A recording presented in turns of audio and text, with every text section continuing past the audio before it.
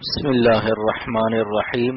خزائن القرآن، قرآن کریم کے علوم و معارف کا مجموعہ، از افادات شیخ العرب والعجم عارف باللہ مجدد زمانہ حضرت اقدس مولانا شاہ حکیم محمد اختر صاحب رحمۃ اللہ علیہ۔ فضل قانون سے بالا تر ہے۔ ابن حجر عسقلانی رحمۃ اللہ علیہ شرح بخاری میں لکھتے ہیں کہ پیمائش کا حکم دینا یہ اللہ تعالیٰ کا عدل تھا اور زمین کو قریب کر دینا یہ اس کا فضل تھا، اور فضل پابند قانون نہیں ہوتا۔ جیسے آپ دو مزدور لائے اور دونوں کو 100 روپے یومیہ پر رکھا، شام کو آپ نے دونوں کو حسب وعدہ 100 روپے دیے، لیکن ایک مزدور سے چپکے سے کہا کہ قانون سے تم 100 روپے کے مستحق تھے جو ہم نے تم کو ادا کر دیے، لیکن میں مکہ شریف سے ایک گھڑی لایا تھا، وہ مہربانی کے طور پر تم کو دے رہا ہوں۔ مہربانی اور فضل قانون کا پابند نہیں ہوتا۔ اسی طرح اللہ تعالی ہم سب کو اپنے فضل سے جنت عطا فرما دیں، اگرچہ قانوناً ہم جہنم کے لائق ہوں، سزا کے لائق ہوں، لیکن اے خدا اپنے فضل کے صدقے میں ہم سب کو بلا استحقاق جنتی ہونا مقدر فرما دے اور بے حساب مغفرت فرما دے۔ بس آج میرا مقصود یہی تھا کہ میں حکیم الامت مجدد الملت حضرت تھانوی رحمۃ اللہ علیہ کی تفسیر بیان القرآن کے حاشیے کے مسئلہ سلوک کو قرآن پاک کی دلیل سے ثابت کروں کہ حضرت نے جو کچھ فرمایا کہ اپنے کمالات کو اپنے مجاہدات کا ثمرہ نہ سمجھنا چاہیے۔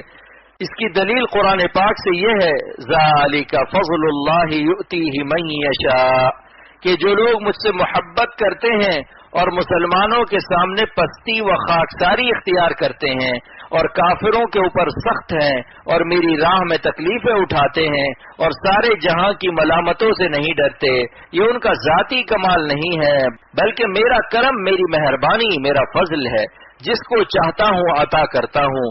آگے اللہ تعالیٰ فرماتے ہیں واللہ واسع علیم۔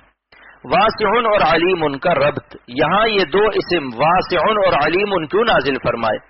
علامہ آلوسی رحمت اللہ علیہ لکھتے ہیں کہ واسع کے معنی ہے کثیر الفضل۔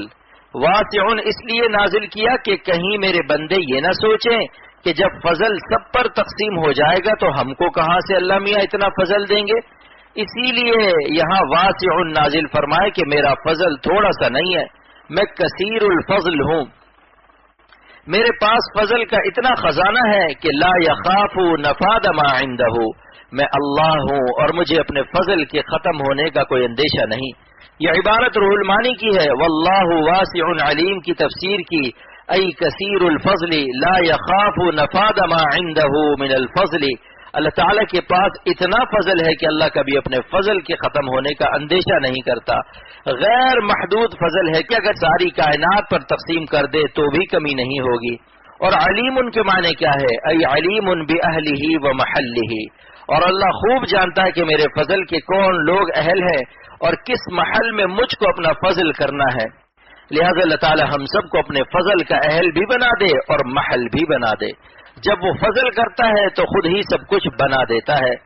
حسن کا انتظام ہوتا ہے، حسن کا انتظام ہوتا ہے، عشق کا یوں ہی نام ہوتا ہے، عشق کا یوں ہی نام ہوتا ہے۔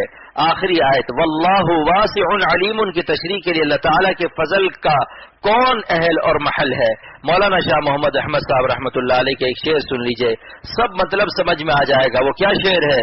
سن لے اے دوست جب ایام بھلے آتے ہیں، سن لے اے دوست جب ایام بھلے آتے ہیں، گھات ملنے کی وہ خود آپ ہی بتلاتے ہیں، گھات ملنے کی وہ خود آپ ہی بتلاتے ہیں۔